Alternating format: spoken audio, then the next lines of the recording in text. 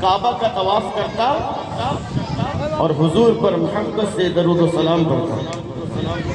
ایک بار طواف کرتا، محبت سے آقا پر درود و سلام پڑھتا، دوسرا بار طواف کرتا، درود و سلام پڑھتا، بلکہ ایک بار دو بار 7 طواف کرنا پڑتا، 7 چکر، ہر چکر کا الگ الگ دعا ہے۔ لیکن یہ جو نوجوان شخص تھا صرف درود و سلام پڑھتا، ایک قدم رکھتا درود و سلام پڑھتا، پھر ایک قدم رکھتا درود و سلام پڑھتا، جامع مینا میں جاتا درود و سلام پڑھتا، صفا مروہ پہ حج صحیح کرتا، دوڑ لگاتا، درود و سلام پڑھتا، کعبے کا غلاف کو چومتا، درود و سلام پڑھتا، یہ کو کمان درود و سلام پڑھتا۔ تو مالک بن دینار رحمت اللہ تعالی علیہ، وہ جو درود پڑھ رہا تھا مالک بن دینار سن رہے تھے۔ مالک بن دینار اللہ کے بہت بڑے ولی تھے، اور وہ درود و سلام وہ شخص جو پڑھ رہا تھا یہ سن رہے تھا۔ وہ شخص ایسا نہیں کہ زور سے پڑھ رہا تھا، دل میں آقا پر محبت سے درود و سلام پڑھ رہا تھا۔ تو مالک بن دینار کو یہ خبر ہو گئی، وہ شخص کو اپنے قریب بلاتے، جوان شخص سن، میں دیکھ رہا ہوں کہ طواف کر رہا درود و سلام پڑھتا، دوسری بار طواف کرتا درود و سلام پڑھتا، کعبے کا چکر لگاتا درود و سلام پڑھتا، صفا مروہ پہ صحیح کرتا درود و سلام پڑھتا، تو مینا میں جاتا درود و سلام پڑھتا، شیطان کو کنکری مارتا درود و سلام پڑھتا، بڑھ کے ہر وقت ہما وقت درود و سلام کیوں پڑھ رہا ہے؟ کیا وجہ ہے؟ کون پڑھایا؟ مالک بن دینار اللہ کے ولی تھے۔ کون تھے؟ وہ درود پڑھ رہا تھا، اللہ کے ولی کو کس طرح پتا؟ تو اب وہ شخص کہہ رہا کہ حضرت مجھے پتا ہے کہ آپ اللہ کے ولی ہیں، اس لیے درود شریف تو میں پڑھ رہا تھا، لیکن آپ کو کیسے پتا؟ آپ کیسے سمجھ چکے؟ آپ پر کیسے یہ درود و سلام پڑھنا آپ پر منکشف ہو چکا؟ تو حضور آپ ذرا سا سوچئے کہ اگر ایک اللہ کے ولی درود و سلام کو اگر کوئی پڑھے اور اللہ کے ولی اگر سن سکتے ہیں، تو خدا کی قسم مدینہ المنورہ شریف میں ہم سب کے آقا و مولا چاہے ہم کائنات میں کسی جگہ میں بیٹھ کر کھڑے ہو کر یا لیٹ کر درود و سلام پڑھیں گے، آقا کریم صلی اللہ علیہ وسلم مدینہ میں رہ کر ہم سب کو درود سماعت کر سکتے ہیں، درود و سلام سماعت کر سکتے ہیں۔ پھر کیا ہوا؟ درود و سلام پڑھنے کا واقعہ پوچھا گیا، آپ صرف درود و سلام کیوں پڑھتے ہیں؟ تو وہ جوان شخص فرما رہا تھا، سنیے گا ذرا سا، کہ میرے بابا بہت بڑے تاجر تھے۔ تاجر سمجھتے بزنس مین، کیا تھے؟ تاجر، بزنس مین بہت بڑے تھے۔ ایک دن میرے بابا کے ساتھ میں تجارت پر نکلا، اور بالو ہی بالو، ریتیلا بالو، یہاں کے اس طرف سے اس طرف کوئی گھر نظر نہیں آ رہا، کافی دور دور تک کوئی گھر نظر نہیں آ رہا۔ اتفاق سے کیا ہوا؟ میرے بابا انتقال کر چکے، اور پھر تھوڑے دیر بعد ہی میں دیکھ رہا تھا کہ میرے بابا کا چہرہ گدھے جیسا ہو گیا۔ کیسا؟ ذرا سا سوچیے، اگر آپ اپنا ابو کے ساتھ سفر میں نکلے اور آپ کا بابا انتقال ہو جائے اور چہرہ اگر گدھے جیسا ہو جائے تو آپ کو بڑا اچھا لگے گا؟ کیسا لگے گا؟ پریشان ہوں گے کہ نہیں؟ اس کو پتا تھا کہ میرا بابا بہت بڑا گنہگار ہے، سود کا لین دین کرتا، بے نمازی تھا، مالک استطاعت تھا، حج فرض ہو چکا تھا لیکن حج نہیں کیا، مالک نصاب تھا، زکوٰۃ واجب تھی لیکن زکوٰۃ نہیں دیا، اس کو پتا تھا۔ تو پھر وہ کیا کرتا ہے، ایک وقت اپنے باپ کا لاش کو، اپنے باپ کو کھیستے بالو کر ریت پہ کھیستے کافی گھنٹہ تک کھیستے گھسیٹتا، اس لیے کہ بہت دور تک کوئی گھر نظر نہیں آ رہا تھا۔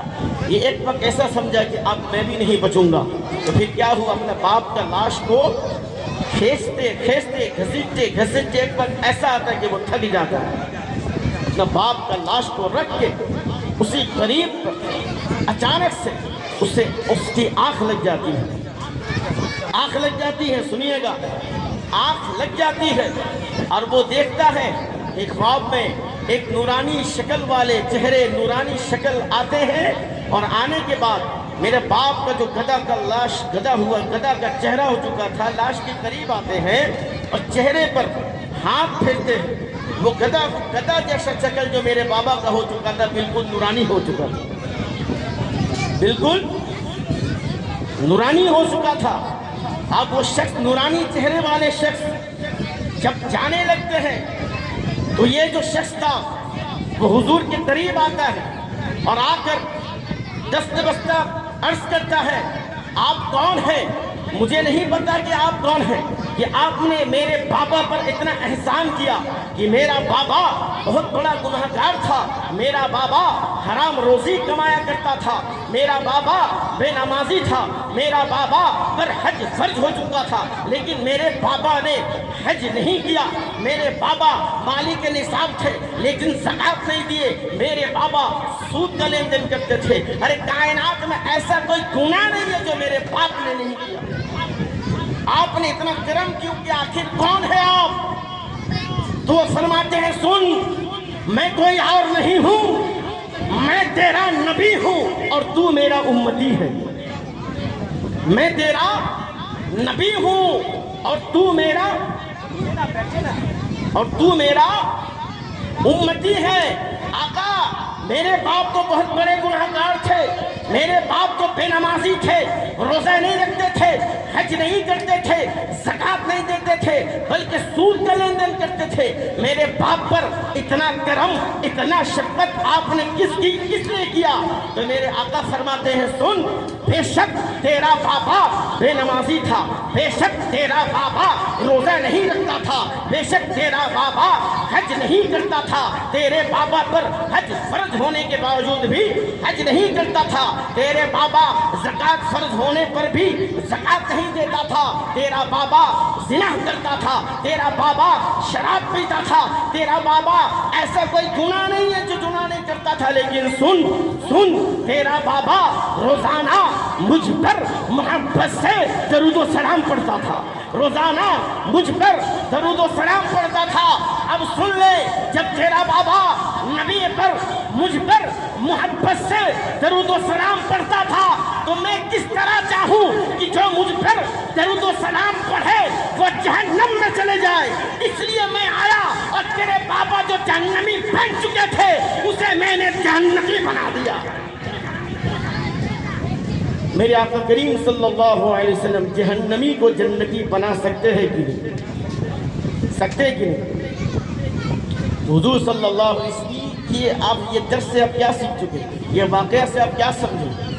انسان گناہ کرتا ہے لیکن اسے فوراً توبہ بھی کرنا چاہیے. لیکن سنیے، روزانہ اگر ہم سب بھی محبت سے آقا کریم صلی اللہ علیہ وسلم پر اگر درود و سلام محبت سے اسی طرح پڑھ لے تو خدا کی قسم اگر اسی طرح محبت سے پڑھیں گے، اگر وہ شخص جب جہنمی ہو کر سود کا لین دین کر حرام روزی کما کر اگر جنتی ہو سکتا ہے تو خدا کی قسم ہم سب بھی آقا پر درود و سلام پڑھ کر جنتی ہو سکتے ہیں.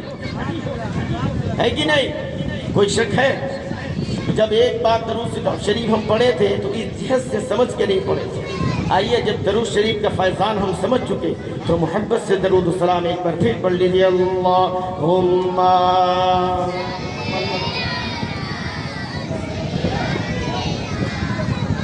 زور سے پڑھیے. مولانا محمد وعلا آلہ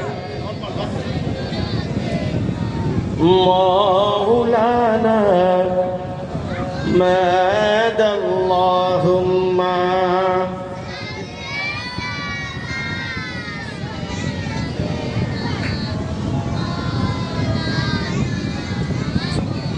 وعلا آلہ مولانا. اللہ تبارک و تعالیٰ سورہ صفات میں 9 نمبر پہ 23 نمبر پارہ. کتنا نمبر؟ ذرا بات کیجئے آپ لوگ. کتنا نمبر؟